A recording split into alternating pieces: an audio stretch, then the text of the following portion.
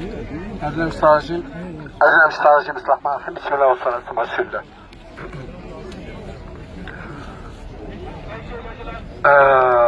on a parlé de l'intention. On a parlé de l'intention, les intentions avec lesquelles on vient. Alors, ici, s'il vous plaît, c'est quand même un endroit où il y a des personnes qui sont retournées à Dieu. C'est un endroit où l'oncle du prophète, sallallahu alayhi wa sallam, de qui il prenait l'intercession, de son vivant, il est retourné à Dieu. Donc il y a un minimum de adab par rapport à cet endroit-là. C'est pas un endroit où... c'est un endroit où le prophète sallallahu alayhi wa sallam il a saigné. C'est un endroit où le prophète sallallahu alayhi wa sallam il a souffert. C'est un endroit qui est pour nous un endroit également qui sera pour nous une blessure jusqu'à la fin des temps. Donc s'il vous plaît, quand on effectue ce genre de visite, ce sont des visites pour qu'on se rapproche du bien-aimé. C'est pas des visites pour passer le temps. Ce sont vraiment des visites pour qu'on continue à augmenter notre amour à l'égard du prophète sallallahu alayhi wa sallam. Je préfère le dire maintenant, comme ça, Inch'Allah, on renouvelle, Inch'Allah, nos intentions. Alors ici c'est là où a eu la bataille de Uhud. En face, vous avez le mont Uhud. Et ici, on est là où se tenait le prophète sallallahu alayhi wa sallam. Le prophète sallallahu alayhi wa sallam, il était ici. Là où vous êtes, c'est là où il se tenait. C'est là où se tenaient également les 70 archers. Avant cela, qu'est-ce qui s'est passé? Il y a eu la bataille de Badr. Donc les Quraysh voulaient reprendre leur revanche. Ils ont réuni plusieurs tribus, plus de 3000 personnes. À l'époque, c'est conséquent. À l'époque, c'est une grande puissance. 3000 personnes, c'est énorme. Le prophète sallallahu alayhi wa sallam, il a eu vent. Il a eu vent de cette attaque, donc il s'est préparé également.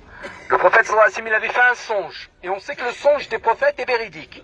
Dans le songe, il avait vu qu'une vache était égorgée. Il avait vu également que son épée allait être ébréchée. Et il avait vu également qu'il mettait sa main dans une cuirasse. Il l'avait interprété comme il était préférable pour eux de rester à l'intérieur de Médine. Mais première chose qui est très intéressante pour nous, c'est que le prophète sallallahu alayhi wa sallam a réuni un certain nombre de compagnons pour faire la concertation. Shura. Et eux, ils ont émis un avis contraire. Et le prophète sallallahu alayhi wa sallam qui a vu une vision, finalement, il a suivi les autres. Au moins, ils ont vu qu'ils ont insisté auprès du prophète sallallahu alayhi wa sallam. Et ils sont revenus pour suivre l'avis finalement du prophète. Comme il avait mis son armure, il leur a dit la parole qui est ensuite restée dans l'histoire, c'est qu'il n'initiait pas un prophète de retirer son armure une fois qu'il l'a portée. Donc il fallait qu'il sorte pour venir ici. D'accord. En venant sur la route, les musulmans, ils étaient 1000. Allez, au début, initialement, ils étaient 1000. Parmi eux, il y avait 2 cavaliers. 2 cavaliers. Les autres, ils étaient 3000. Il y avait 200 cavaliers. Déjà, on voit qu'il y a une différence. Il y a une grosse différence. En arrivant sur la route, il y a un tiers à peu près qui se sont retirés. Il restait combien de personnes? 700. 700. 2 cavaliers, les autres 200 et 3000. Le prophète sallallahu alayhi wa sallam, il a positionné ses archers. Et il a positionné ses troupes. Et il leur a fait une recommandation. Il leur a fait une recommandation. C'est de ne pas bouger de cette montagne. Quoi qu'il advienne, ils devaient rester ici. La bataille a commencé. Le prophète sallallahu alayhi wa sallam, avant que la bataille ne commence, il faut savoir que celui qui portait l'étendard, c'était un symbole. Si l'étendard tombait, c'était un signe de victoire pour le... Donc le prophète sallallahu alayhi wa sallam, il a demandé, qui veut porter cet étendard? Et Abu Dujana a dit, quel est son prix?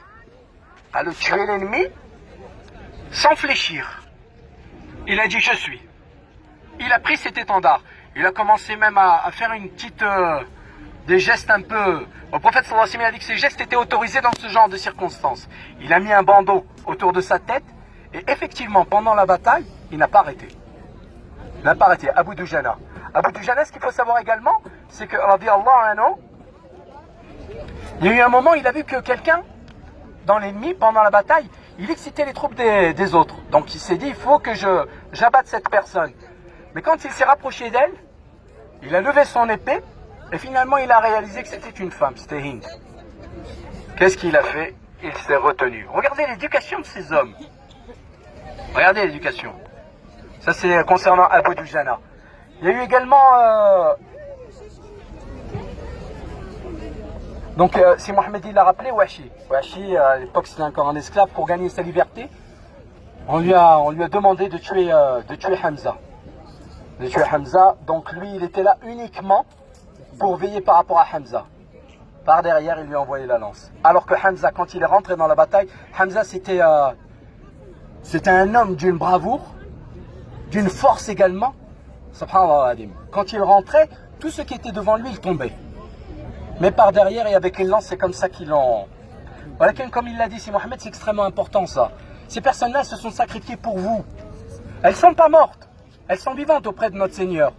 Mais maintenant, ce qu'il faut comprendre, c'est comment moi je vais donner ma vie également pour Dieu.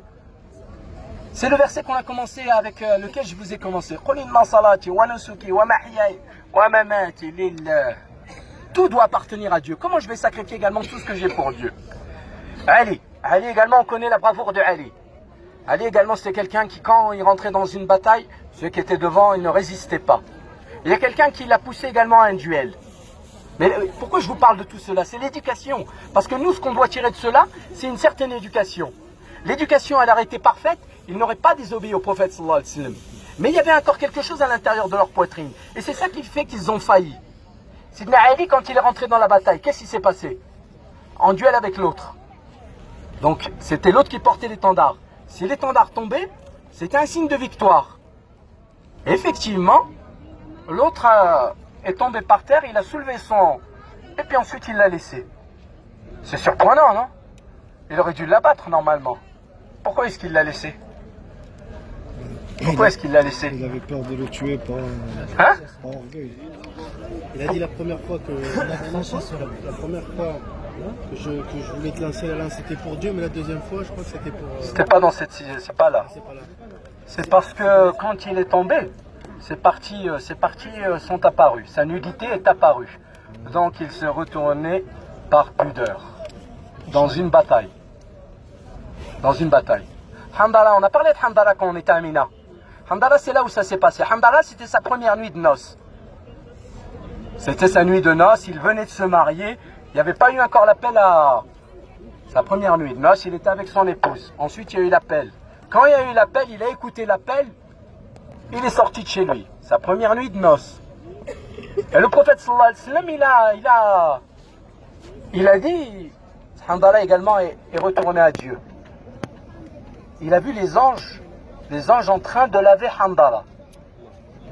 Ce sont les anges qui étaient en train de laver Handala. Le martyr, il n'est pas lavé. Celui qui est martyr, on le laisse comme il est. Il n'y a pas besoin de le laver. Pourquoi est-ce que les anges sont venus laver Handala? Parce qu'en fait, il était avec son épouse et quand il a écouté l'appel, il n'a pas fait ni les ablutions, ni le Rasoul, il est sorti pour répondre à l'appel de Dieu et du prophète Mohammed sallallahu alayhi wa sallam. Le résultat, il est là. C'est que ce sont les anges qui sont venus le laver. Ce sont les anges qui sont venus le laver. Donc après, c'est ce qu'il a dit, c'est Mohammed également. Donc dans un premier temps, 700 personnes, 3000, 2 cavaliers, 200, ce sont les musulmans qui dans un premier temps avaient le dessus. C'est eux qui ont commencé à gagner. Et les autres commençaient à fuir dans tous les sens. Pourquoi? Parce qu'au début, ils étaient avec le prophète sallallahu alayhi wa sallam. Ils répondaient à l'appel de Dieu. Mais ensuite, quand ils ont vu que les autres ils commençaient à courir dans tous les sens, ceux qui étaient ici se sont dit, attends, nous aussi il nous faut notre part de butin. Nous aussi il faut qu'on aille après Dunya. Nous aussi on veut notre part de Dunya. On veut une part de cette vie. On va descendre pour aller prendre également une part de notre vie. C'est normal, eux ils vont prendre.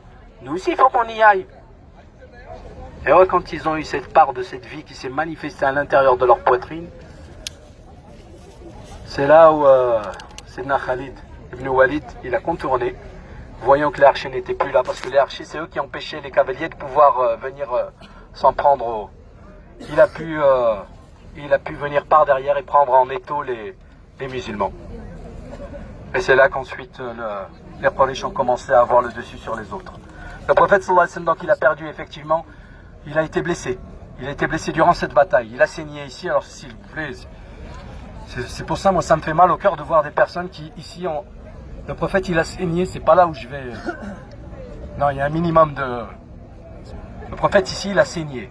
Effectivement, son casque lui est rentré dans le... Mais ce qu'il n'a pas dit, c'est Mohammed, comment on lui a retiré la partie de fer qui est rentrée dans sa peau? Comment? C'est un compagnon qui est venu avec ses dents. et il a cassé ses dents. Et il cassait ses dents. Et malgré ça, même si ses dents, vous savez la douleur de dents, hein, vous avez tous connu une douleur de dents. Ouais, il casse sa dent. Et il continue. Et il casse sa dent. Et il continue jusqu'à ce qu'il a retiré le morceau de fer. Mais qu'est-ce qu'il lui a dit le prophète sallallahu alayhi wa sallam? Son sang s'est mélangé avec le sang du prophète sallallahu alayhi wa sallam. Donc le sang de cette personne-là, forcément, il sera avec le prophète sallallahu alayhi wa sallam au paradis. Il y a une personne également, quand il a écouté que la bataille, que le prophète sallallahu alayhi wa sallam, il y a Shaitan qui a commencé à crier que Mohammed a été tué. Donc ça a été c'est là où ça a été la déstabilisation. Parmi les principaux compagnons, ça y est, là il a commencé à avoir Anas ibn Nadar. Lui, qu'est-ce qu'il a dit? Lui, il est rentré dans la bataille. Et il a dit, si Mohammed est tué, Dieu, lui, il est éternel. Et il est rentré. Et il est rentré, vous savez combien est-ce qu'il a eu de coups? Plus de 70 coups.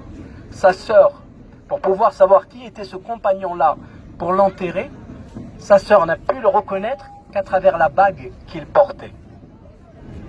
Par l'alliance. Sinon...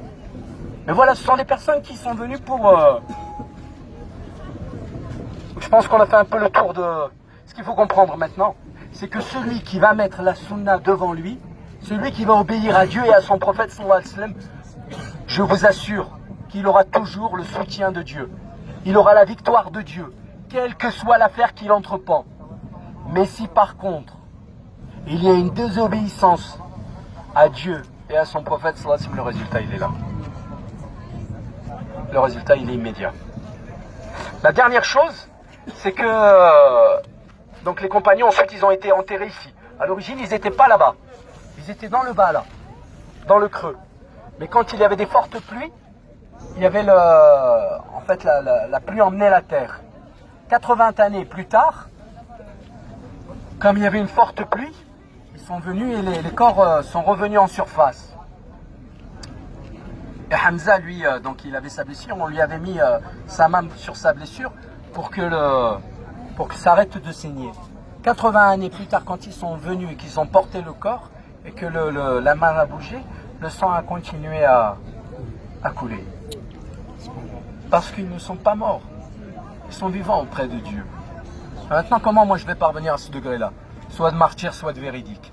C'est ça que je dois chercher moi aussi. Dernière chose également, ça c'est une leçon également j'espère pour nous, comment est-ce qu'ils ont été enterrés? Comment ils ont été enterrés? Hein? Comme ils étaient, oui.